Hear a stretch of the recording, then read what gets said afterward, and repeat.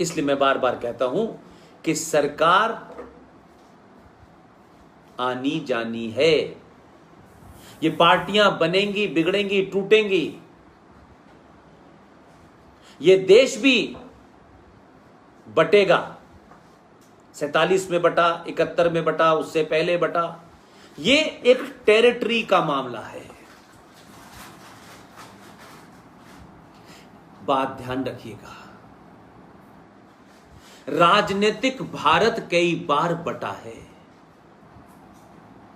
राजनीतिक भारत के टुकड़े हुए हैं, लेकिन आध्यात्मिक भारत आज तक नहीं बटा। इसलिए अगर कैलिफोर्निया में कोई है, न्यू जर्सी में कोई है, इंग्लैंड में कोई है, ऑस्ट्रेलिया में कोई है, कनाडा में कोई है, उसकी आस्था और उसका सनातन वहां भी जिंदा है। आध्यात्मिक भारत को कोई बांट नहीं पाया,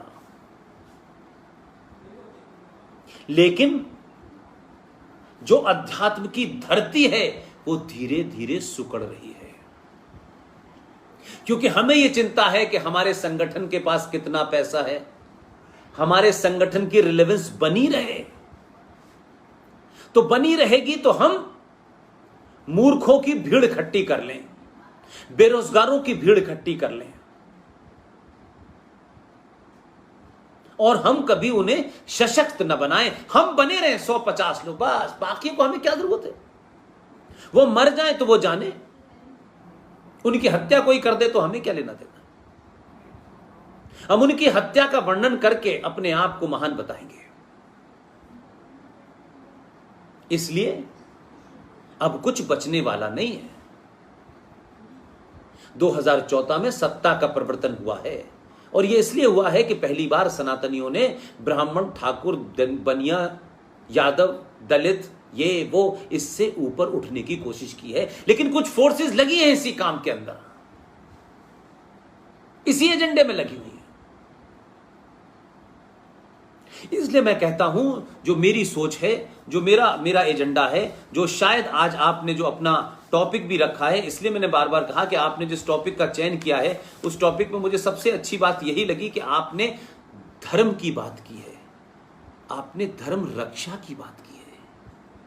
देश की सुरक्षा रक्षा के लिए सरकारें होती हैं, विदेश नीति होती है, फौज होती है, एयरफोर्स होती है, नेवी होती है, पुलिस होती है, सीआरपीएफ होती है, एसएसबी होती है, हजारों बल होते हैं, बीएसएफ होती है। लेकिन राष्ट्र को बचाने के लिए ये कोई नहीं आगे आता। हमारा राष्ट्र क्या है और राज्य क्या है, अगर इसका फर्क समझेंगे आप, तो आप मैं समझता हूं सही नतीजे पे पहुंचेंगे। हमने राज्य को ही सब कुछ समझ लिया है, सत्ता आ गई है, अब सत्ता की चाटुकारिता में हमने सब कुछ बेच दिया है, घर बार, मॉरल, सब कुछ बेच दिया है। सत्ता के नजदीक हो जाए, सत्ता से कुछ मिल जाए, गवर्नर बन जाए किसी तरीके से, चला नहीं जा रहा, उठा नहीं जा रहा, लेकिन गवर्नर बन जाए, वाइस चांसलर बन जाए, एन कैन प्रकरण से बन जाए। हम राष्ट्र से उठ करके राज्य के अंदर घुसने की कोशिश करते हैं। जब वहां चले जाते हैं तो ये कहते हैं कि पहले मैं, राष्ट्रवाद में। बात राष्ट्र की करते हैं, लेकिन वहां जाने के बाद घर कितने होंगे, अमेरिका में कितनी प्रॉपर्टी होगी, हमें मंत्री बनाया कि नहीं बनाया, मंत्री नहीं बने तो जात का इस्तेमाल करो, और अगर मंत्री 4 नहीं बने तो कहो कि साहब इस जात के साथ में ऐसा हो रहा है, उसके खिलाफ भड़काओ, दुश्मन से मिल जाओ, विदेशों के बारे की तारीफ करने लगो। ये तमाम सारे प्रकरण चलते रहते हैं। लेकिन मैं और आप एक ही काम में कर रहा हूं कि मैं लोगों को यह समझा पाऊं कि राज्य के बारे में ज्यादा चिंता न करें। अगर राष्ट्र मजबूत होगा तो राष्ट्र की वो शक्तियां जो राष्ट्र को मजबूत देखना चाहती हैं, वो सत्ता में ऐसे ही लोगों को बिठाएंगी जिससे आपके राष्ट्र के ऊपर आंच न आए और वो राज आपके राष्ट्र में दखल न दे।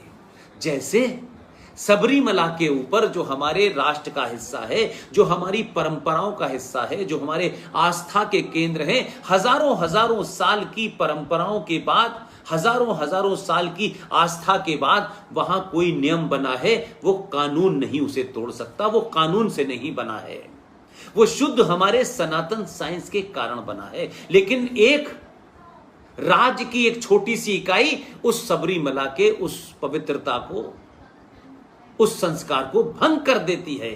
और हम चुप इसलिए बैठे रहते हैं कि हम कमजोर हो चुके हैं, हम सत्ता के लालची हो चुके हैं, हम सत्ता के खिलाफ खड़े होकर के बोल नहीं जाना चाहते, हमें कुछ मिलने वाला हो उस उम्मीद में रहते हैं। जिंदगी गुजर जाती है इस उम्मीद में, कुछ लोग तो मर भी जाते हैं, लेकिन ये लालच, ये लालसा निकलती नहीं है। इसलिए राज्य के बारे में मैंने आपको बताया कि क्या क्या इकाई राज्य की होती है। राष्ट्र क्या है?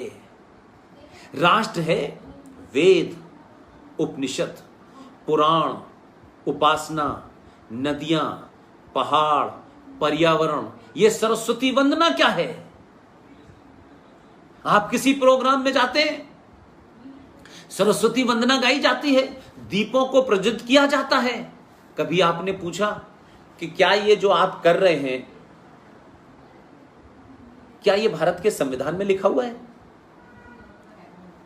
ये कानून है क्या कि आप सरस्वती? लेकिन सरस्वती वंदना इस राष्ट्र की आस्था का मामला है, इसलिए राज्य उसमें नहीं घुस सकता। ये दीपों का जलाना, ये दीपों को प्रज्वलित करना भी आस्था का विषय है। कहीं कानून में नहीं लिखा है कि इसे नहीं करेंगे तो ये नहीं माना जाएगा। जो लिखा है वो अलग है कि राष्ट्रगान पे खड़े होना है, राष्ट्रगीत पे खड़े होना है। लेकिन उसके अलावा जो कुछ हो रहा है वो मेरी और आपकी हजारों साल पुरानी आस्था और परंपरा है। ये मंदिर मेरे आस्था के केंद्र हैं, मेरे संस्कृति के केंद्र हैं, मेरे सरोकारों के केंद्र हैं। इसे किसी सरकार के कानून के पालन से कोई मतलब नहीं है। हां, सरकार ये नियम बना दे अगर कि इन मंदिरों में पूजा का कोई ऐसा समय रखें जिससे कि समाज के अंदर जो सुचारू व्यवस्था है उसमें दखल ना हो, तो समझ में आता है। लेकिन दही हांडी की लंबाई कितनी होगी ये देश की पुलिस और देश की कोर्ट तय नहीं करेगी। सबरीमला में जेंडर जस्टिस नहीं तय करेगा, और जब ही तय करेगा जब कुछ लोग कोर्ट जाएंगे। तो राष्ट्र कमजोर होता है तो राज्य के पास जाता है, राज्य उसको अपनी सुविधा के अनुसार उसका शोषण करता है, एक्सप्लॉइट करता है, अपने नफे नुकसान को देख करके उस पर निर्णय देता है। इसलिए आप व्रत क्या कोई कानून के तहत रखते हैं? सूर्य की पूजा कानून के तहत करते हैं? हमारे परिवार में किसी की मृत्यु हो जाए तो क्या संविधान में लिखा है कि इनको जलाना चाहिए? कैसे जलाना चाहिए, किस तरह जलाना चाहिए, ये लिखा हुआ है। ये आपके जीवन के हिस्से हैं। इसीलिए सनातन का ये मंदिरों का कंसेप्ट भी 8वीं 9वीं सदी के बाद का है। सनातन माने साइंस, सनातन माने पृथ्वी, आकाश, जल, वायु, अग्नि। ये 5 हैं बस, इसके अलावा दुनिया में कुछ नहीं है।